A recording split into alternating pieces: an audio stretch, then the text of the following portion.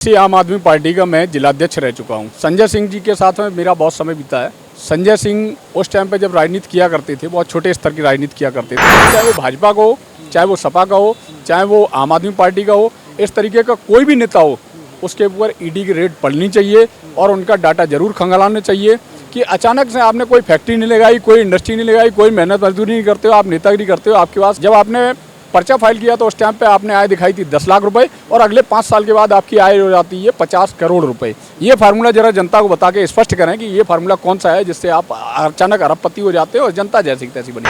UP से अखिलेश यादव हो, वो कहते हैं हम मुख्यमंत्री बनेंगे, नीतीश कुमार कह रहे हैं हम मुख्यमंत्री बनेंगे, राहुल गांधी अपनी तैयारी करके बैठे हुए हैं। ऐसे उस महागठबंधन में जितने भी नेता हैं उनमें कोई एक नेता तो है नहीं, वो सारे विपक्ष ओके 36 प्रधानमंत्री अपने को नियुक्त कर चुके हैं। उसमें सारे प्रधानमंत्री बनने के लिए ये, उसमें प्रधानमंत्री से नीचे कोई अपने आप को देखना नहीं चाहता है। तो लोकसभा चुनाव करीब है और जो भी बीजेपी के खिलाफ यानी कि सत्ता पक्ष के खिलाफ बोलता है उन्हीं के पास ईडी पहुंचता है, विपक्ष का कहना है। हो सकता है राजनीतिक दुस्वास हो। राहुल गांधी ने कई बार प्रयास किया, लेकिन राहुल गांधी के जो स्टेटमेंट होते हैं वो कहीं ना कहीं बच्चों जैसी हरकतें करते हैं। उनके स्टेटमेंट का अपने आप में खुद ही मजाक बन जाता है। अभी प्रियंका गांधी ने कहीं रैली करी तो उन्होंने कहा इंदिरा गांधी एक महापुरुष थी। अब वो महापुरुष को बोलने के बाद खुद ही अपना मजाक बना रही थी कि अरे महापुरुष नहीं, वो महान महिला थी। अगर भाजपा ठीक से अंकुश लगा पाएगी तो रहेगी, नहीं अंकुश लगा पाएगी तो अपने आप सत्ता से चली जाएगी बाहर। लेकिन जो सत्ता से बाहर करना चाहते हैं उनके पास खुद के कोई ऐसे विचार नहीं है जिनसे उन्हें पुनः सत्ता प्राप्ति हो सके। कांग्रेस ने अपने आप को ही खत्म कर लिया है। कांग्रेस ने छोटी छोटी पार्टियों का साथ दिया और जिसकी वजह से आज की डेट में कांग्रेस खुद विलुप्त हो चुकी है। आज की डेट में अगर विपक्ष के पास बात करें तो आज भी उनके पास कोई मुद्दा नहीं है, कोई सार्थक मुद्दा नहीं है जिस पे वो बात करके जनता के बीच में जा सकें। केवल मोदी का विरोध करने से आप सत्ता में नहीं आ सकते हैं। लेकिन जहाँ तक मैं मानता हूँ महंगाई उन लोगों के लिए बिल्कुल नहीं है जो काम करना चाहते हैं। महंगाई उन लोगों के लिए है जो काम ही नहीं करना चाहते हैं।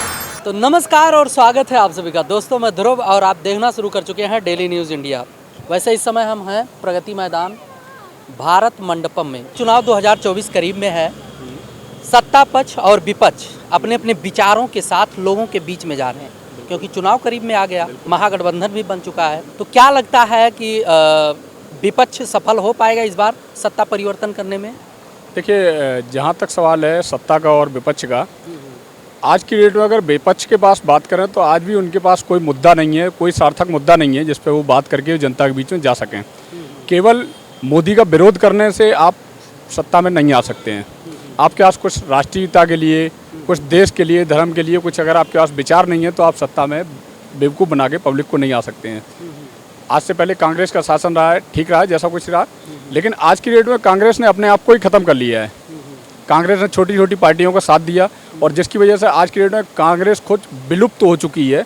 उत्तर प्रदेश में बात करें, मैं उत्तर प्रदेश का रहने वाला हूँ, लगभग वहाँ विलुप्त जैसी स्थिति बन चुकी है। सीटें उन्हें आज की डेट में, एक टाइम ऐसा था जब पूरे उत्तर प्रदेश में शासन हुआ करता था, आज की डेट में 500 सीटों में ही सिमट के रह गई है। लोकसभा की बात करें तो लोकसभा में भी एक सीमित दायरा बन गया है। उससे आगे बढ़ने के लिए उन्हें बहुत मेहनत करनी पड़ेगी, कुछ देश के लिए सार्थक विचार रखने पड़ेंगे। अगर उनके पास देश के लिए कोई सार्थक विचार नहीं है तो जनता आज की डेट में बेवकूफ़ बनने वाली नहीं है। सब कुछ दिखता है, पाक साफ इंटरनेट मीडिया के माध्यम से, आप लोगों पत्रकार बंधुओं के माध्यम से बहुत कुछ पाक साफ हो चुका है। और अगर विचार नहीं है तो मुझे नहीं लगता है कि विपक्ष में से कोई भी ऐसा सत्ता में आने के लिए कोई तैयारी है उनकी। जैसे आपने कहा कि मुद्दा नहीं है, मुद्दा हम बता देते हैं। महंगाई एक, बेरोजगारी एक, धर्म से जोड़कर राजनीति, यानी कि बीजेपी अल्पसंख्यक जो हैं, एक विशेष समुदाय के लोग हैं, वो कहते हैं कि बीजेपी जो है, बीजेपी के सरकार में हम लोग दबाव महसूस करते हैं। आपने सबसे पहले सवाल कौन सा किया था, उसे जरा रिपीट करेंगे? सबसे पहले वाला सवाल। सबसे पहले महंगाई, दूसरा बेरोजगारी। देखिए, महंगाई आज की डेट में अगर बात करें, आपको एक छोटा सा एग्जाम्पल देता हूँ। आप भी कार चलाते होंगे, हम लोग भी कार चलाते हैं। अगर आप मारुति के शोरूम पे जाएंगे तो सबसे ज़्यादा बिकने वाली कार कौन सी रहती है? मारुति 800 नहीं बिक रही है, बलेनो, ब्रीजा, ग्रैंड विटारा या इससे और ऊपर के सियाज है, ये मॉडल बिक रहे हैं। आप किसी भी शोरूम पे चले जाएं, अगर महंगाई होती तो भाई साहब कारें ये नहीं बिक रही होती। मारुति 800 से आदमी काम चलाना पसंद करता है, पहली चीज़। लेकिन गरीब महंगाई कहाँ से? महंगाई हमेशा रहती है, इसी स्थिति में रहती है। कभी थोड़ा सा हम लोग बाहर के व्यापार के ऊपर डिपेंड हो जाते हैं तो कभी महंगाई ज़्यादा हो जाती है, कभी कम हो जाती है। लेकिन जहाँ तक मैं मानता हूँ महंगाई उन लोगों के लिए बिल्कुल नहीं है जो काम करना चाहते हैं। महंगाई उन लोगों के लिए है जो काम ही नहीं करना चाहते हैं। आज की डेट में आपको मालूम है इसी दिल्ली में भिखारी कितने रुपए कमाता है पर डे? कम से कम 300 से 500 रुपये जेब में डाल के ले जाता है केवल भीख मांगने के बाद। अब अगर एक भिखारी 300 रुपये 500 रुपये की आमदनी अगर कर रहा है तो हम लोग काम करने वाले लोग 1000, 1500, 2000 रुपये तक तो जा ही सकते हैं। तो निश्चित है कि महंगाई केवल उन लोगों के लिए है जो काम नहीं करना चाहते हैं। काम करने वाला आदमी तो 500 रुपये पैदा कर ही लेगा किसी न किसी स्थिति में, अपने बच्चों को किसी न किसी तरीके से मेहनत मजदूरी कर से खिलाएगा ही। आज की डेट ऑटो वाला भी कोई ऐसा नहीं है जो 500 रुपये से 1000 रुपये से कम लेके जाता हो घर पे। अब हम घर पे पड़े रहें और महंगाई का रोना रोते रहें, इसका कोई समाधान न किसी गवर्नमेंट ने दे पाया और न कोई आगे दे पाएगी। अब बात बची भ्रष्टाचार की। तो भ्रष्टाचार में जब तक कर्मचारियों पर थोड़ा अंकुश, इसमें हम बिल्कुल कोई दो राय नहीं है, अंकुश थोड़ा टाइट किया जाए और भ्रष्टाचार को दूर करने के लिए हमें अंकुश कहीं ना कहीं लगाना ही पड़ेगा और उन्हें ये समझाना पड़ेगा कि आप ऊपरी आमदनी के ऊपर डिपेंड नहीं है। आपको सरकार जो तनख्वाह देती है वही आपकी वास्तविकता में आय है, उसके ऊपर ही आपको डिपेंड होना पड़ेगा। ये ऊपरी आय भ्रष्टाचार का एक बहुत बड़ा माध्यम बन चुकी है, ये नहीं होना चाहिए। इस पर गवर्नमेंट को थोड़ा काम करने की आवश्यकता है।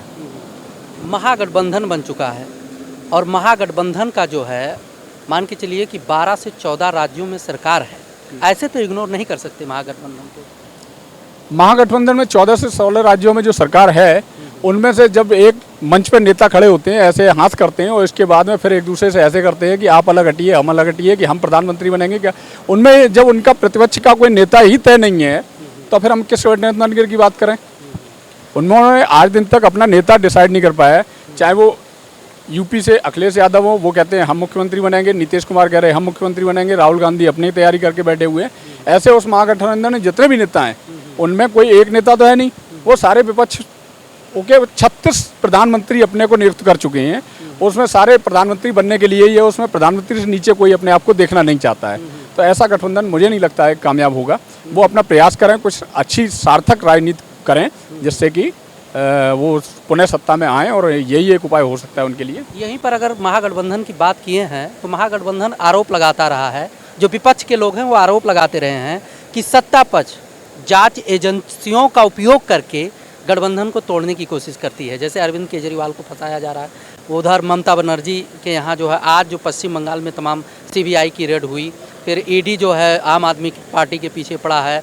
ऐसे ऐसे करके जो है जो जांच एजेंसियां हैं वो केंद्र के इशारे पे यानी कि सरकार के इशारे पे काम कर रही है महागठबंधन को तोड़ने के लिए। क्या मानना है? आपको मैं बता दूं, इसी आम आदमी पार्टी का मैं जिलाध्यक्ष रह चुका हूं। संजय सिंह जी के साथ में मेरा बहुत समय बीता है। संजय सिंह उस टाइम पे जब राजनीति किया करते थे, बहुत छोटे स्तर की राजनीति किया करते थे।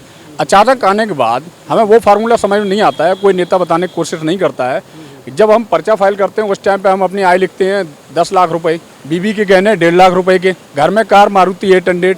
और सत्ता में जैसे ही आते हैं इनके पास अचानक से ऐसा कौन सा फार्मूला है, ऐसी कौन सी इंडस्ट्री इनकी चल रही है जिनमें इनके पास अचानक से ये होता है कि पता लगा गाड़ी हो गई फॉर्च्यूनर, काम कुछ नहीं कर रहे, केवल नेतागिरी कर रहे हैं। और नेतागिरी में आमदनी, वो जो आय होती है वो गवर्नमेंट जो इन्हें पैसा देती है वो 30, 40, 50 हज़ार के लगभग है, इससे ज़्यादा नहीं है। इसमें न तो आदमी फॉर्च्यूनर कार खरीद सकता है, न दिल्ली ऐसे शहर में एक बंगला किराए पे ले सके रह सकता है। सरकारी बंगला तो अलग चीज़ हो गई। दिल्ली में अगर सरकारी बंगला के तरीके का अगर कोई प्राइवेट कोठी भी लेना चाहता है तो वो भी 40-50 हज़ार रुपये से कम में नहीं मिलेगी। और मैं नहीं समझता हूँ कि 1 लाख रुपए की तनख्वाह में कोई 50 हज़ार रुपये की कोठी किराए पर लेकर रह सकता है। तो इस तरीके से जो आय इकट्ठी करी जा रही, तो उस पर तो मैं तो कहता हूँ चाहे वो भाजपा का हो, चाहे वो सपा का हो, चाहे वो आम आदमी पार्टी का हो, इस तरीके का कोई भी नेता हो, उसके ऊपर ED की रेड पड़नी चाहिए और उनका डाटा जरूर खंगालना चाहिए कि अचानक से आपने कोई फैक्ट्री नहीं लगाई, कोई इंडस्ट्री नहीं लगाई, कोई मेहनत मजदूरी नहीं करते हो, आप नेतागिरी करते हो। आपके पास जब आपने पर्चा फाइल किया तो उस टाइम पे आपने आय दिखाई थी 10 लाख रुपए और अगले 5 साल के बाद आपकी आय हो जाती है 50 करोड़ रुपए। ये फार्मूला जरा जनता को बता के स्पष्ट करें कि ये फार्मूला कौन सा है जिससे आप अचानक अरबपति हो जाते हो और जनता जैसी तैसी बनी रहती है। लेकिन अगर बात की जाए, जैसे लोकसभा चुनाव करीब है और जो भी बीजेपी के खिलाफ यानी कि सत्ता पक्ष के खिलाफ बोलता है उन्हीं के पास ED पहुँचता है, विपक्ष का कहना है। हो सकता है राजनीतिक दुस्साहस हो।